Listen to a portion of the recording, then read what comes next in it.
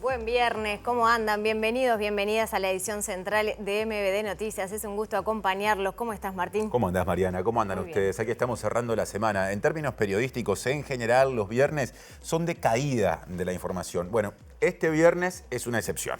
Sí, empezamos contándoles que las y los cancilleres del Mercosur reunidos en Buenos Aires acordaron ampliar temporalmente la lista de excepciones al arancel externo común que rige en bloque. El ministro de Relaciones Exteriores, Mario Lubetkin, expresó a MBD Noticias su convicción de que el acuerdo con la Unión Europea será ratificado porque así lo quiere la mayoría de los países del bloque europeo. Además, pasando a otro tema, el ministro Lubetkin adelantó que aguarda las conclusiones de un informe que le pidió a los equipos técnicos de la Cancillería sobre la pertinencia o no de la instalación de la oficina de la ANI en Jerusalén. Si bien prefirió no adelantar eventuales cambios con respecto a ese tema, dijo estar convencido de que la apertura de la dependencia no violó la normativa. Tenemos mucho más para compartir. Como de costumbre, acá están los títulos de este viernes movido.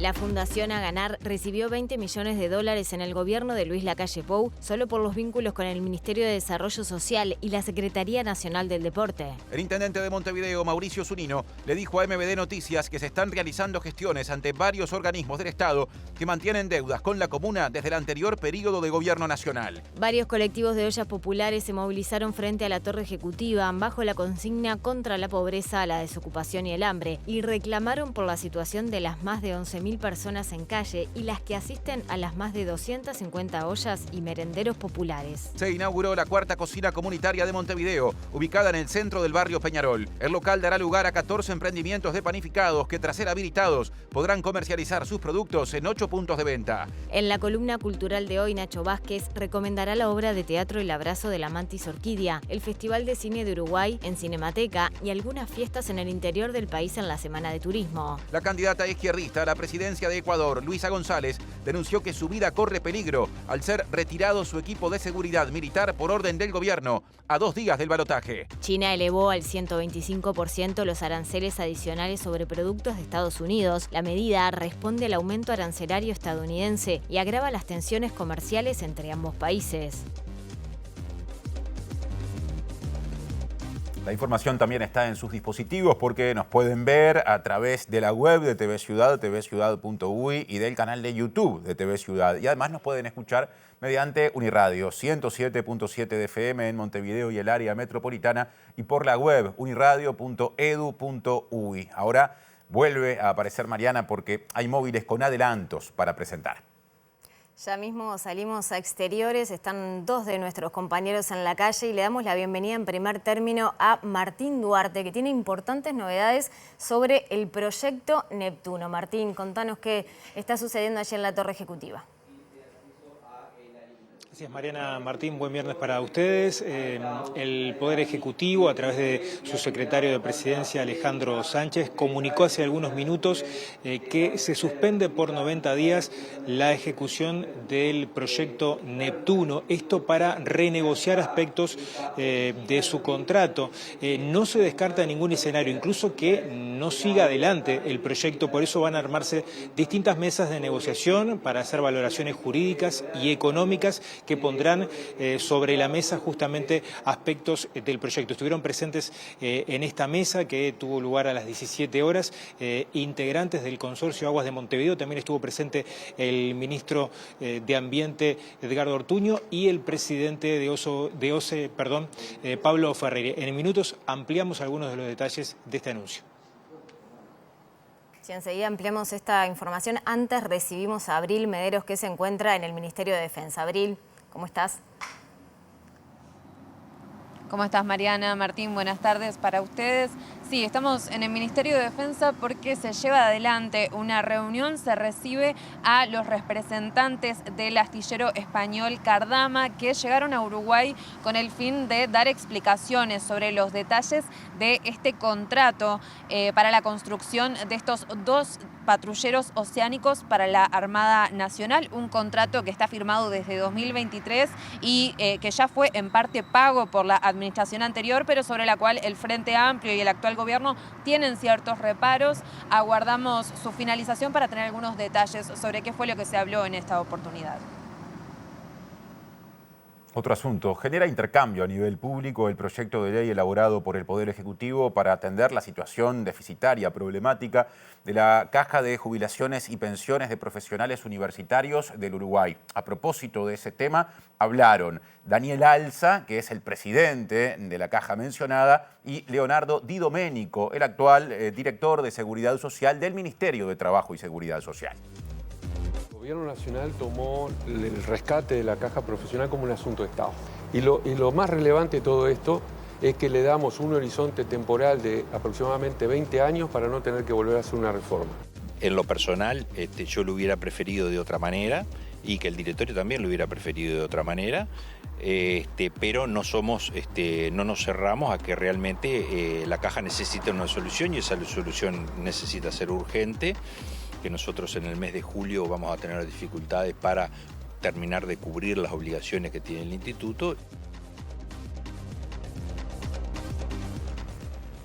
Comenzamos con el desarrollo informativo. Un pedido de acceso a la información pública reveló que fueron al menos 58 los vínculos contractuales entre el Estado y la ONG Fundación A Ganar durante el gobierno pasado. Este relevamiento no incluye los contratos con las intendencias, distintas intendencias del país que se realizaron durante el mismo periodo, ni tampoco las compras realizadas por debajo del límite de 20% existente para las compras directas. El Estado uruguayo realizó al menos 58 vínculos con la ONG Fundación A Ganar, según se desprende del pedido de acceso a la información solicitado por el senador frente amplista Eduardo Brenta el pasado 11 de marzo. El informe aclara que no todas las compras están sujetas a la obligatoriedad de publicación y por tanto el referido sistema de información no recoge el 100% de las compras públicas. De los 58 vínculos, 27 fueron con la Secretaría Nacional del Deporte, 16 fueron con el Ministerio de Desarrollo Social, 8 con el Ministerio de Transporte y Obras Públicas, 5 con la ANEP, y el informe solo establece 2 vínculos con las intendencias departamentales, uno con la Intendencia de Durazno y otro con la de Maldonado. La Agencia Reguladora de Compras Estatales estableció que durante los 5 años que duró la gestión del expresidente Luis Lacalle Pou, los vínculos con Fundación A Ganar fueron por un monto de 807 millones de pesos, o el equivalente a 21 millones de dólares. Si desglosamos por organismo, la Secretaría Nacional de Deportes es la que lleva el mayor volumen económico, con compras que ascienden a los 11 millones de dólares. En segundo lugar se ubica el Ministerio de Desarrollo Social, con vínculos por 9 millones de dólares. Entre los objetos de las contrataciones, aparecen en los vínculos con la Secretaría Nacional de Deporte los servicios de consultoría, de limpieza, conservación de espacios verdes y mantenimiento de espacios para deporte. En el caso del MIDES, las tareas que predominan son la gestión de refugios y centros de recuperación. La ANEP acordó 5 contrataciones con la Fundación A Ganar por 477.211 dólares. En tanto, la Dirección Nacional de Arquitectura del Ministerio de Transporte y Obras Públicas tuvo acuerdos por un total de 161.097 dólares. Otro asunto, el de portada. Atención, los países del Mercosur acordaron discutir la modernización del bloque durante una reunión de cancilleres realizada hoy en Argentina, según le dijo a MBD Noticias el ministro de Relaciones Exteriores, Mario Lubetkin. Acotó que se avanzará en acuerdos con bloques y países para afrontar los cambios arancelarios impulsados por Estados Unidos y llamó a acelerar la negociación con la Unión Europea. Las reuniones de ayer, anoche hubo una informal y la de hoy, yo diría que fueron básicamente positivas, además de un clima muy cordial.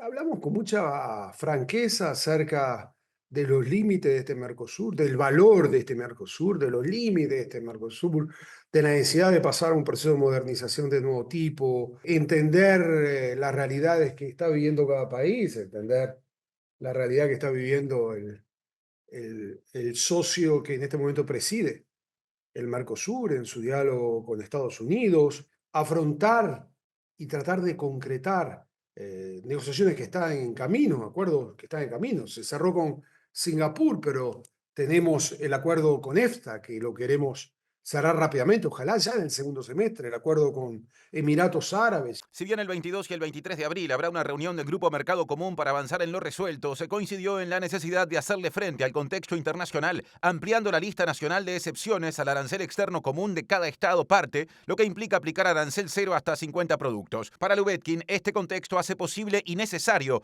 concretar el acuerdo Mercosur-Unión Europea. Lo digo al lado del Mercosur, a nosotros nos sirve acelerar con la Unión Europea rápidamente para llegar a culminar la próxima etapa que tiene que ver con la traducción del texto en 27 idiomas y su posterior ajuste jurídico para pasar a otra etapa. Yo primero lo que pienso es de que el acuerdo se va a ratificar.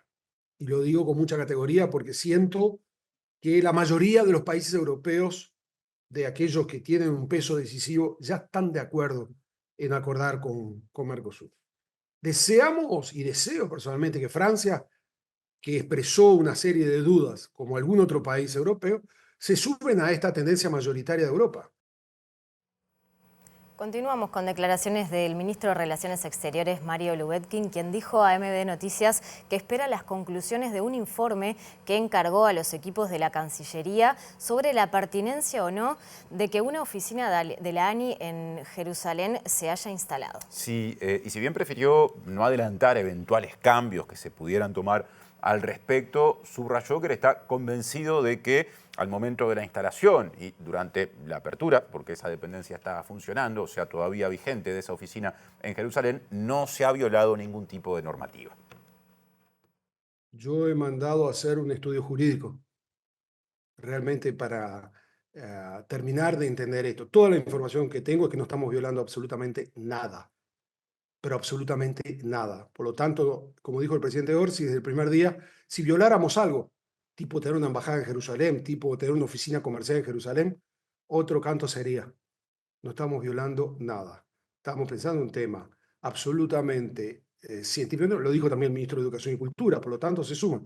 Yo creo, ya hablé bastante sobre esto, pero al hablar el presidente de la República ayer y de la forma que lo hizo, es por ahí que el ciudadano tiene que entender cuál es nuestro pensamiento. 24 horas antes de estas declaraciones de Lubetkin, este jueves el presidente Yamandu Orsi dijo que dialogará con las autoridades de la Universidad de la República luego del reciente pronunciamiento del Consejo Directivo Central reclamando el cierre de la formalmente denominada Oficina de la Innovación de Uruguay en Israel, que se localiza en Jerusalén y se inauguró en diciembre pasado durante el gobierno anterior. Consultado sobre los dichos de Orsi, el canciller prefirió no profundizar. ¿Eso quiere decir que algo se puede llegar a rever? No interpreto las palabras del presidente de la República. Presenta Asociación de Funcionarios Portuarios. Hacete socio y accederás a beneficios exclusivos como colonia de vacaciones, préstamos, servicios de la salud, tienda online con precios exclusivos y mucho más. Tema del día, esta, decisión vinculada al proyecto Neptuno que habilita el móvil que sigue con Martín Duarte, que ya dio adelanto y ahora profundiza. Gracias, Martín, porque bueno, desde las 17 horas estuvieron reunidos aquí en Torre Ejecutiva. De hecho, fueron recibidos, en este caso, las autoridades, principalmente el ministro de Ambiente, Edgardo Turnio, y el presidente de OCE, Pablo Ferreri, por algunas manifestaciones, en este caso, de agrupaciones que estuvieron presentes, manifestándose en contra del proyecto Neptuno, esto en las afueras de Torre Ejecutiva, pero dentro de esta reunión, además de las autoridades que mencioné, estuvo el secretario de Presidencia, Alejandro Sánchez, y también autoridades del consorcio Aguas de Montevideo. Lo que resolvió, lo que comunicábamos al inicio de la edición de MB Noticias, es un impasse, una suspensión del contrato actual por 90 días para renegociarlo. Sánchez, en conferencia de prensa, comenzó anunciando que ya esta administración había tenido reparos con el proyecto que, recordemos, fue firmado en los últimos meses del gobierno anterior. Ha sido crítico el Frente Amplio también al respecto de la ejecución del mismo, y a partir de ahora se abre una mesa de negociación con el propio consorcio, donde Sánchez manifestó que están abiertas todas las posibilidades de seguir adelante con el proyecto Neptuno. Puede haber modificaciones en torno a las variables del contrato, pero también se puede suspender definitivamente la ejecución y priorizar, como fue consultado también en conferencia de prensa, otros proyectos como Casupá. Lo que sí el gobierno se comprometió es a resolver un tema que preocupa, y es el suministro de agua potable para el área metropolitana. Si les parece, compartimos un fragmento de lo que decía Alejandro Sánchez en conferencia de prensa, donde también era consultado por posibles inconvenientes o juicios por parte de la empresa en el caso de que no se lleve adelante el proyecto. La posición del actual gobierno es pública y conocida, en donde nosotros le transmitimos ya en el proceso de transición al gobierno saliente que entendíamos que no era conveniente firmar el contrato por el cual se comprometía al Estado uruguayo a llevar adelante la obra del proyecto Arasatí y Neptuno, pero el gobierno saliente decidió en el marco de sus potestades firmar dicho contrato y hoy es un contrato que está obligando al Estado uruguayo, en definitiva, a ejecutarlo. Lo que le planteamos al consorcio de Arasatí, proyecto Neptuno, es que teniendo esta visión crítica que nosotros tenemos con el proyecto, lo que le hemos planteado y hemos acordado con el consorcio es frenar la ejecución del contrato por los próximos 90 días, a efectos de poder tener 90 días para poder renegociar el contrato que oportunamente firmó el gobierno anterior. Y esto nos va a permitir a nosotros generar una mesa de trabajo permanente a efectos justamente de poder renegociar este contrato, porque ustedes, como saben muy bien, nosotros seguimos teniendo una visión crítica con respecto al proyecto Neptuno. Entendemos que no es un proyecto oportuno, que no resuelve el problema de fondo, que es el que decíamos recién, que es garantizar el abastecimiento de agua potable para el área metropolitana. Creemos que es importante porque esto da garantías a todos los ciudadanos, al gobierno, al consorcio, pero particularmente a la gente y a muchas organizaciones que incluso se han manifestado con opiniones contrarias también, en el sentido de que no se va a innovar durante este proceso de negociación. Y esperemos que el proceso de negociación concluya exitosamente. Como decíamos, Sánchez dejó abierta la puerta a avanzar con otros proyectos, el caso de Casupá, que ya la propia administración en campaña electoral había manifestado, y el propio Ortuño, ¿no?, quien hoy encabeza la cartera de Ambiente, había manifestado que son más proclives a ese proyecto.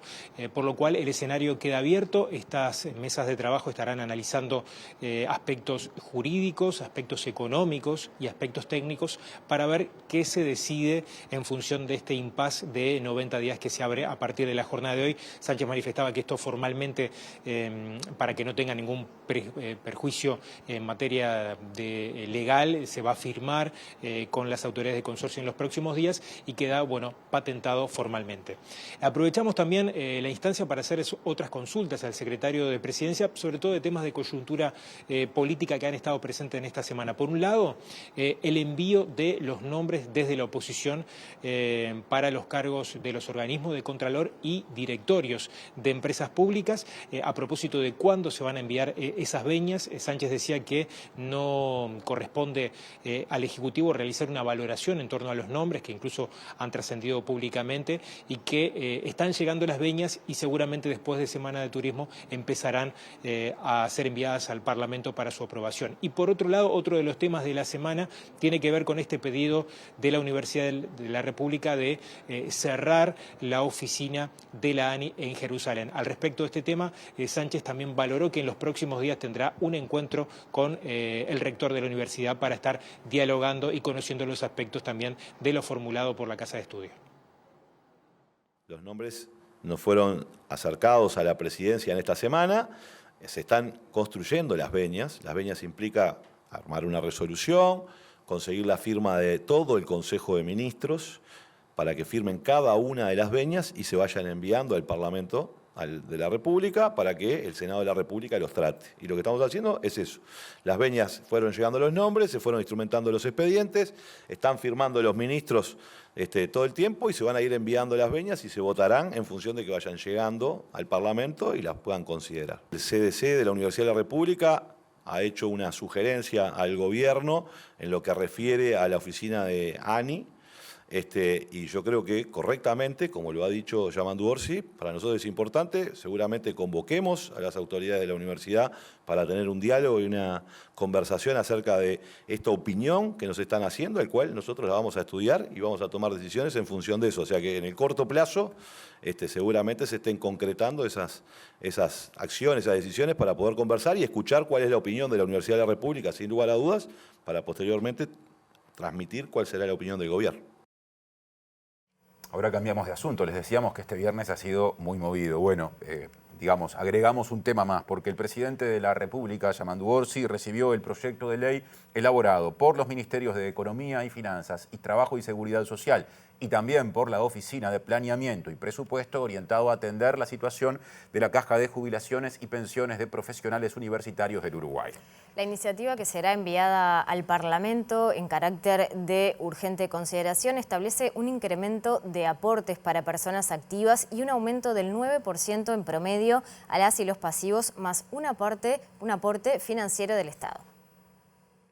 El Gobierno Nacional tomó el rescate de la Caja Profesional como un asunto de Estado.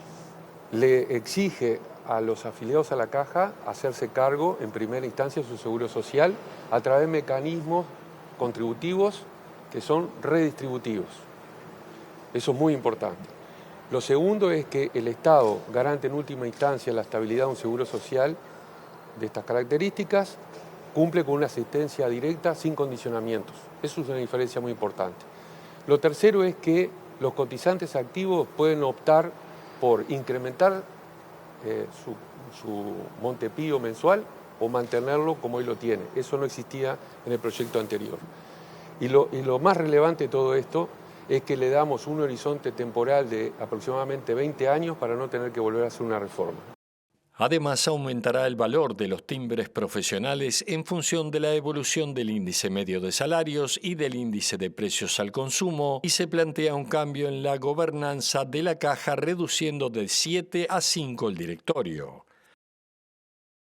Seguimos en tema porque representantes de la Caja de Profesionales se reunieron con autoridades del Poder Ejecutivo para analizar justamente el proyecto de ley que busca darle viabilidad a la institución. Sí, habló Daniel Alza, que es el presidente del directorio de la Caja de Jubilaciones y Pensiones de Profesionales Universitarios del Uruguay, que dijo que, en referencia al proyecto de ley, a él le hubiera gustado que tuviera capaz que algunas características diferentes, pero reconoció que hay un momento de mucha dificultad en la caja paraestatal mencionada y que por ende se requieren soluciones, ya que si no las hubiera, en julio la caja se quedaría sin dinero para afrontar sus obligaciones. Ese proyecto contempla una solución global al instituto en la cual están incorporadas las personas físicas, tanto los activos como todas las personas físicas, y también por parte del Estado, que hace una contribución para poder seguir dando cumplimiento a las obligaciones del instituto. Hay cosas que en lo personal yo lo hubiera preferido de otra manera y que el directorio también lo hubiera preferido de otra manera, pero no nos cerramos a que realmente la caja necesita una solución y esa solución necesita ser urgente, que nosotros en el mes de julio vamos a tener dificultades para terminar de cubrir las obligaciones que tiene el instituto, y este proyecto de ley estaría solucionándole no solo para lo inmediato, sino también por lo que nos manifiestan los técnicos del Ministerio de Economía y Finanzas que vinieron, por los técnicos del Ministerio de Trabajo, por la gente de la OPP, también a un tiempo de 20-25 años para adelante. ¿Cuál es la situación actual hoy de la Caja? ¿Con cuántos fondos cuenta? En la Caja contamos con fondos de libre disponibilidad, digamos, para cubrir las pasividades todas de junio y julio, y ahí era donde vamos a empezar a tener algunas dificultades. Ahora cambiamos de asunto porque la Intendencia de Montevideo está haciendo gestiones ante diversos organismos públicos que mantienen deudas con la comuna desde el periodo de gobierno nacional anterior. Sí, el intendente de Montevideo, Mauricio Zunino, dijo a MBD Noticias que el objetivo es lograr la adecuación de los pagos a la mayor brevedad posible. Estamos haciendo los trámites correspondientes a distintos organismos.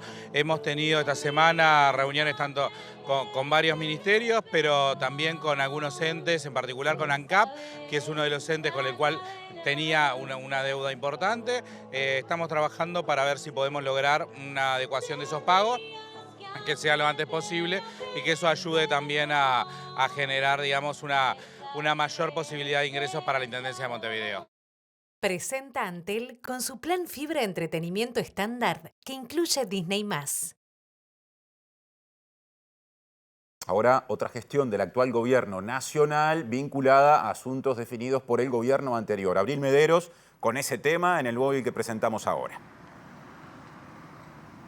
Gracias, Martín. Sí, seguimos en el Ministerio de Defensa Nacional, donde continúa esta reunión desde las 6 de la tarde. Se recibe a la comitiva del astillero español Cardama, que viene acompañado además de las empresas proveedoras que van a encargarse todas ellas de la construcción de estos 2 patrulleros oceánicos para la Armada Nacional, un contrato que se firmó en 2023 y que fue muy cuestionado por parte del Frente Amplio, y ahora el Poder Ejecutivo está decidiendo qué es lo que va a hacer con este proyecto que ya comenzó a pagarse y está en curso su construcción también. En un principio estaba previsto que participara la ministra Sandra Lasso de esta reunión, pero finalmente no participó. Esto se suma también a la negativa de la Comisión de Defensa del Senado a recibir a los empresarios que también se ofrecieron a participar allí y contestar las preguntas que tuvieran los legisladores. Según pudimos saber, por pedido del MPP no fue aceptada esta reunión. Dijeron que no era necesario, pero sí se entiende de alguna manera que hay escepticismo por parte del Ministerio de Defensa Nacional de continuar con estas obras.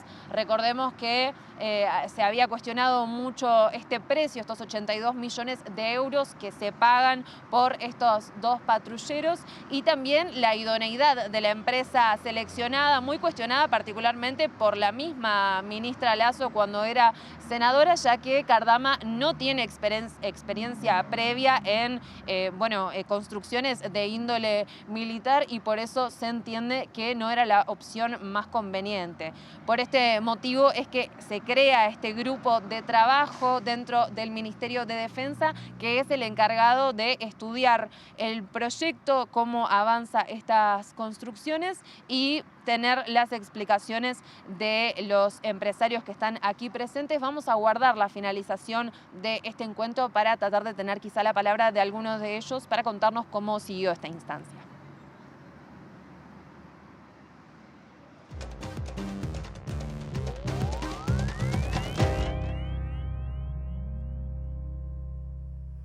Y es hora de recibir a Nacho Vázquez con su columna de cultura, que trae varias recomendaciones en esta previa de la Semana de Turismo. ¿Cómo andás, Nacho? ¿Cómo andás, Mari? ¿Todo bien? Bien. Como decía Tincho en el comienzo del informativo, un viernes cargadito y cargadito con de todo. La verdad que sí. Vamos a arrancar con teatro, la primera recomendación de teatro de la columna, que va a ser El abrazo de la mantis orquídea. Un poco especial para nosotros, porque es el debut de una ex compañera, como lo es Julieta Núñez Tomás, que debutó como dramaturga con la dirección de Sebastián Calderón y trae una obra realmente increíble que trata sobre la última sesión de una paciente con su psicólogo. En principio parece un disparador que, bueno, si es la última, ¿hacia dónde va? Pero justamente en esa sesión es que se revelan un montón de cosas, traumas y demás que quedan para atrás que disparan, bueno, en lo que es la obra. Las actuaciones, como vemos en pantalla, son solamente 2 personas la obra, que es Agustina Modernel y Ana Fernández. La puesta en escena también es como muy económica, se juega mucho con el espacio, la verdad que ambas actuaciones son increíbles de distintos lugares, desde el lado de Agustina, más del lado del monólogo, y de Ana, lo van a ver si van a ver la obra, de interpretar a muchísimos personajes una sola persona. La invitación es para el Teatro de la Incorrecta, ubicado en Gonzalo Ramírez, que va a estar todos los viernes y sábados de abril y los sábados de mayo. Muy bien, queda entonces la invitación hecha para esta obra de teatro. Además está el Festival de Cine en Cinemateca. Además está el Festival de Cine, es verdad. Fuimos a la apertura con MB Noticias esta semana, el martes a la ceremonia de apertura. El miércoles comenzó el 43º Festival Cinematográfico Uruguayo, que muchos le decimos Festival de Cinemateca, en realidad Festival de Cine Uruguayo. Y más allá de toda presentación, esta vez quería hacer algo distinto y que lo presentara Alejandra Reyes, directora artística de Cinemateca. Así explica un poco más y después damos algunas recomendaciones de películas, si te parece. La escuchamos entonces. Son los días del Festival Cinematográfico Internacional del Uruguay. Estamos cumpliendo la 43ª edición. Es una edición muy especial. Es un festival que ha seleccionado 209 títulos que se van a ver en 350 funciones y vienen de 65 países. Esta selección se puede ver en salas de Cinemateca 1, 2 y 3, en Laifa Alfabeta, en Barreiro y Berro, y en Sala B, Teatro Solís y Sala Cita Rosa, donde va a ser la clausura. y llegamos este año a Salto, Tacuarembó, 33 y Canelones en salas de esos departamentos, salas hermosas. Por otro lado, a través de la plataforma Más Cinemateca, que es nuestra sala virtual, vamos a estar llegando a todo el resto del país. Abrimos una convocatoria en el mes de septiembre, recibimos más de 1.200 producciones entre cortos y largos y eso lleva mucho tiempo de visionado, de debate también, porque no podemos una sola persona dividirnos porque tienen que ser vistas por el equipo. Es la parte más difícil, creo yo, porque además ya tenemos una base de programación que viene de lo que vamos viendo en festivales internacionales. Vamos al Festival de Cannes, vamos al Festival de Berlín, a Venecia, a San Sebastián, a Locarno y a Rotterdam, sobre todo a eso, pero también nos llegan películas de otros festivales también, y ahí ya tenemos una base muy grande de la programación, con películas que ya vienen con una trayectoria. O sea, hay un montón de películas que ya vienen precedidas de premios muy importantes y que además nos parecen buenas y entran en la programación. Entonces nos dejan menos espacio para aquellas películas que son descubrimientos propios del Festival Cinematográfico Internacional del Uruguay. Los hay, y los hay numerosos, pero nosotros quisiéramos que el número fuera mucho más grande. Este fin de semana es el punto alto del festival. Es donde vamos a tener más películas de la competencia internacional e iberoamericana que vale la pena ver, que valen la pena ver todas, y un montón de películas para niños que son una maravilla, que se van a exhibir en versión original, con subtítulos en español, porque sabemos que los niños pueden leer y siempre la curiosidad le va a ganar a la pereza. Y nos metemos en la campaña departamental porque el candidato a la Intendencia de Montevideo por el Frente Amplio, Mario Vergara, no descartó debatir antes de las elecciones departamentales, pero afirmó que para ello debe haber un clima de respeto. Sí, efectivamente. Según dijo, eso no está ocurriendo y le atribuyó la responsabilidad o atribuyó esa responsabilidad al Partido Nacional porque dijo Vergara que a su entender desde ese partido se lleva adelante una campaña agresiva. Hemos hablado que sobre eso hay 6 candidatos, eso hay que respetarlo, y que para que haya debates tiene que haber un clima de debate, que tiene que ser un clima de respeto. Nosotros sentimos una campaña muy agresiva de parte del Partido Nacional primordialmente. No tiene mucha lógica que un día te tilden de soberbio y de mentiroso y después digan vení, vamos a debatir.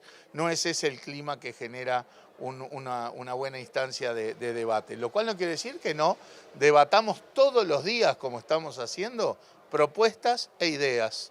En vez de adjetivar, lo que hay que hacer es plantear propuestas de visión integral, no propuestas sueltitas que busquen el efectismo, sino propuestas integrales como hicimos nosotros con el Montevideo más limpio, como hicimos nosotros con el Montevideo más ágil y como hoy hacemos con el Montevideo más seguro y más disfrutable. Otro asunto también vinculado a Montevideo, este viernes se inauguró la 4ª cocina comunitaria, en este caso ubicada en el espacio denominado Centro de Barrio Peñarol, que alojará 14 emprendimientos de panificados que podrán comercializar sus productos en 8 puntos de venta.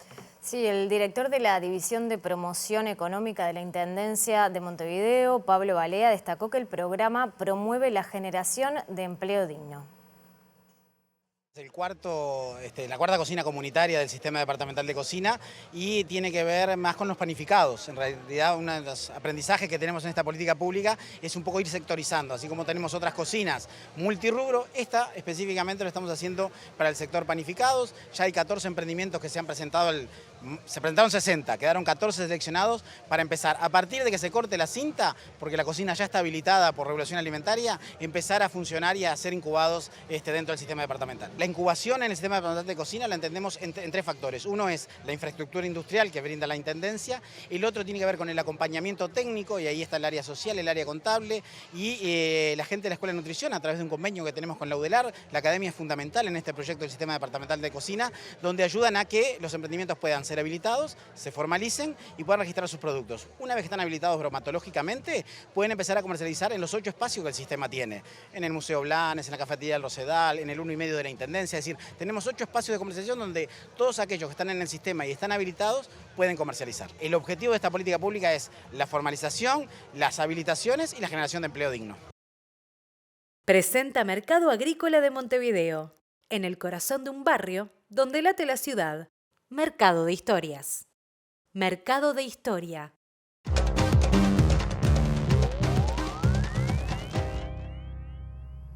Y abrimos el capítulo internacional contándoles que el ministro de Economía argentina, Luis Caputo, dio detalles del nuevo acuerdo de ese país con el FMI y anunció que desde el lunes se terminó con el cepo cambiario, lo que permitirá el ingreso de nuevas inversiones. Al mismo tiempo, el Banco Central de la República Argentina emitió un comunicado en el que indica que inicia la fase 3 del programa económico.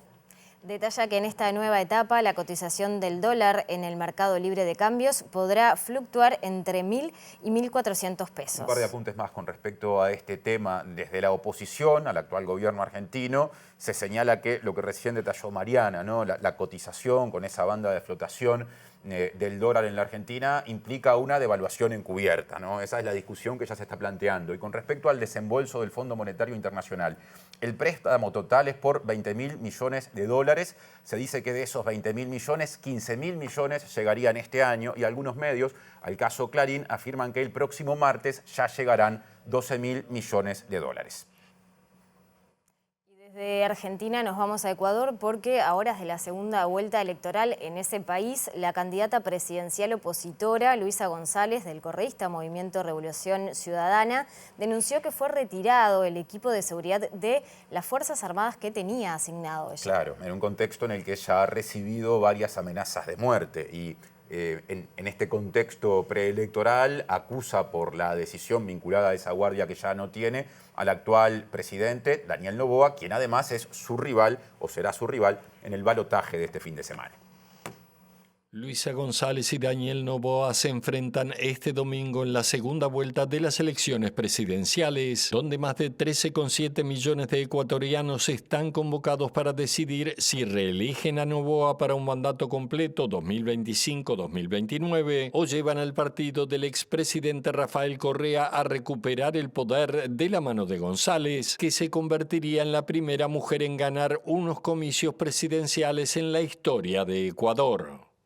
Hoy he sido informada por el personal de Fuerzas Armadas encargado de mi seguridad que han sido relevados de forma abrupta de sus funciones. Este equipo fue asignado precisamente para proteger mi vida, tras las graves denuncias de atentados en mi contra, que actualmente están bajo investigación en la Fiscalía. Por lo que exijo que el equipo asignado a mi seguridad se mantenga hasta que se proclamen los resultados de las elecciones.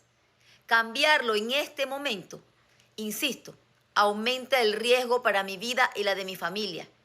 Y denuncio con total firmeza esta decisión irresponsable, temeraria y profundamente peligrosa que de manera deliberada han tomado por orden de Daniel Noboa, el ministro de Defensa Giancarlo Lofredo y el jefe del Comando Conjunto de las Fuerzas Armadas, General Jaime Vela, a quienes responsabilizo por cualquier hecho que atente contra mi seguridad, mi vida y la de mi familia. Yo gobernaré desde la unidad, la justicia, la paz y la esperanza. El miedo es suyo, señor Noboa. La esperanza es nuestra. Y ahora capítulo guerra comercial, porque atención, China anunció este viernes que aumentará los aranceles a los productos importados de Estados Unidos del 84%, al que hacía poco los había justamente aumentado, a un 125% en respuesta a las últimas medidas que en este contexto a nivel de aranceles había tomado con respecto a la producción china el gobierno estadounidense del presidente Donald Trump. El gobierno chino también anunció que ignorará a partir de ahora los aranceles adicionales que imponga Estados Unidos sobre sus bienes. A través de un comunicado oficial, el gobierno de Beijing anunció que a partir de este sábado 12 de abril, el Comité de Aranceles Aduaneros del Consejo de Estado aumentará del 84% al 125% los aranceles sobre todos los productos importados desde Estados Unidos en respuesta a las últimas tasas que ha aprobado Washington, y avanzó que a partir de ahora ignorará los aranceles adicionales que imponga Estados Unidos sobre los bienes chinos. La respuesta oficial china condena la política comercial estadounidense por violar gravemente las normas del comercio internacional y actuar con unilateralismo coercitivo. Estados Unidos ha ignorado el orden económico global que ayudó a construir tras la Segunda Guerra Mundial, señaló el texto, que además advierte que si Washington insiste en infligir daños sustanciales a los intereses de China, esta responderá con firmeza y lo acompañará hasta el final. Seguimos en tema porque el ministro de Asuntos Exteriores de Italia, Antonio Tajani, dijo este viernes en Nueva Delhi que el objetivo de su país es aprovechar la situación de guerra comercial global. Claro, y lo de Nueva Delhi no es casual, porque dijo que buscará a Italia crecer en mercados clave y de gran potencial como el mercado de India. We are living a difficult moment because there are two wars, Ukraine and the Middle East. We have problems with tariffs. Our goal is to reach a situation with no tariffs. Estamos viviendo un momento difícil, hay conflictos en Ucrania y Oriente Medio y hay verdaderos problemas con los aranceles. Nuestro objetivo es llegar a una situación sin aranceles, por eso hemos preparado un plan de acción detallado para las exportaciones en el que la India y toda Asia son socios prioritarios. India es una economía con un gran potencial y es por eso por lo que queremos una fuerte cooperación. Nuestro comercio supera los 14.000 millones de euros, pero queremos hacer más. Estamos aquí para hacer más. Queremos invertir más en la India, queremos exportar más a la India, queremos más inversiones indias en mi país, Italia, y queremos también más empresas indias trabajando en Italia. Presentó Mercado Agrícola de Montevideo, en el corazón de un barrio donde late la ciudad. Mercado de Historias. Mercado de Historia. Y vamos con otra información. Varios colectivos de ollas populares se movilizaron frente a la Torre Ejecutiva bajo la consigna contra la pobreza, la desocupación y el hambre. Dijeron reclamar por la situación de más de 11.000 personas que viven en la calle y que concurren a las más de 250 ollas populares y merenderos para alimentarse. Hace 5 años que estamos en La Teja con la olla popular y hacemos una consideración.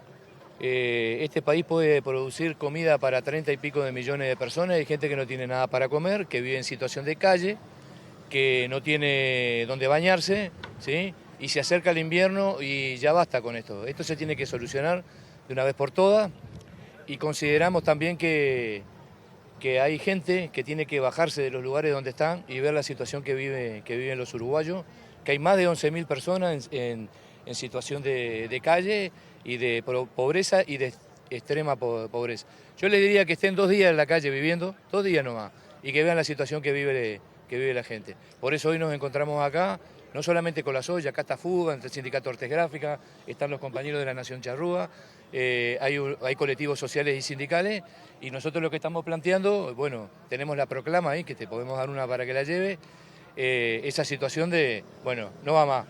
Esto se tiene que solucionar. Nosotros fuimos una alternativa durante 5 años, pero lo mejor que le puede pasar a la gente es comer en su casa, no tener que ir a una olla a comer. ¿Desde que asumió el gobierno han tenido algún tipo de señal, contacto? Sí, por el lado algunas de las ollas han tenido contacto. Yo también soy referente de la Coordinadora Popular y Solidaria, con la cual el ministro que asumió nos pidió una primera reunión en un plenario, participó ahí y las expectativas están. Pero justamente acá cuando hay un derecho vulnerado, pero un derecho tan grave, porque hay derechos como la vivienda, pero cuando hay un derecho tan grave como la alimentación, es porque ya muchísimos derechos ya sobrepasaron a las personas. La situación de calle hoy, ampliada por un gobierno que justamente vino, que antecedió a para poder poner más gente en situación de calle, 4.000 personas en situación de calle hoy, hace que la realidad no la vivamos hoy y no fue una idea de ayer, de esto, sino que venimos de 5 años de preguntándonos por qué y tratando de hacer pensar a la gente que va a la olla que es un derecho, que es una obligación de un Estado estar presente en estas situaciones. Otra movilización vinculada a la anterior, porque personas usuarias de dispositivos, refugios del Ministerio de Desarrollo Social se movilizaron en el mismo lugar, en la Plaza Independencia, reclamando, entre otras cosas, mejores condiciones de alojamiento. Sí, denuncian falta de cupos y comida y instalaciones en mal estado. Yo le quería preguntar al señor Lema, ¿no?, que él fue el ministro, dónde fue la plata que puso, porque en la tele salía que habían como 3.000 cupos, te mostraban las capas nuevas, colchones nuevos, cubiertas nuevas, todo nuevo, y en realidad o sea, lo que mostró la realidad es otra. Los refugios están sin ducheros, sin comida, la comida que llega es podrida, porque vienen en camiones comunes, en cajas comunes. Cuando la dan a las 8 de la noche la comida está fea. Antes en los refugios eran 20 personas por refugio, ahora son 50, duermen en el piso, mala condición. El tema de las chinches, llenos de chinches. ¿Sigue la situación de inseguridad dentro de los refugios? Es peor, es peor. El año pasado se murieron 2 personas en 15-15, jamás salió en la tele. Uno se murió porque se atragantó, tenía tanta hambre que se atragantó con un pedazo de carne y nunca salió en la tele. Esperábamos nosotros que saliera, nunca salió. El otro se ahorcó abajo de la escalera, nunca salió en la tele. Y después el tema de los robos. Por eso hay tanta gente en la calle, nadie quiere ir a los refugios. Yo me levanto a las 4 de la mañana para ir a trabajar. Y eso no hay como un criterio claro de la gente que es prioridad 1, prioridad 2, no. O sea, y a veces se quedan. Me tocó 1000 veces de quedarme en la calle. Falta de cupo. Por falta de cupo. Porque, no sé, dicen, ¿dónde están? Yo quería saber dónde están los 3.000 cupos que dicen que hay en el MIDES. Y en la recta final compartimos el pronóstico del tiempo para Montevideo y zona metropolitana de Numet. De un fin de semana aparte muy esperado porque es por la vía de los hechos el inicio de la semana de turismo y para el sábado por lo menos la perspectiva no es buena porque dice Inumet que por la mañana el cielo estará cubierto con precipitaciones aisladas y baja probabilidad de tormentas y además que habrá neblinas y por la tarde y la noche cubierto a nuboso, precipitaciones y probables tormentas, también neblinas. Temperaturas extremas previstas para este sábado 12 de abril, una mínima de 18 grados en Montevideo y cercanías y una máxima de 25. Bueno, para el domingo mejora un poco, aunque hay sensación térmica un poco más baja. En la mañana va a ir disminuyendo la nubosidad. En la tarde-noche el cielo estará claro y algo nuboso con neblinas y, como decía, descenso de temperatura. En lo que respecta a las temperaturas extremas, la máxima será de 21 grados y la mínima de 14 grados. Ya empieza el lado B en la pantalla de TV Ciudad y a su término la edición en síntesis de MBD Noticias. Quédense entonces por aquí, nosotros nos reencontramos el lunes. Gracias por estar, que pasen bien.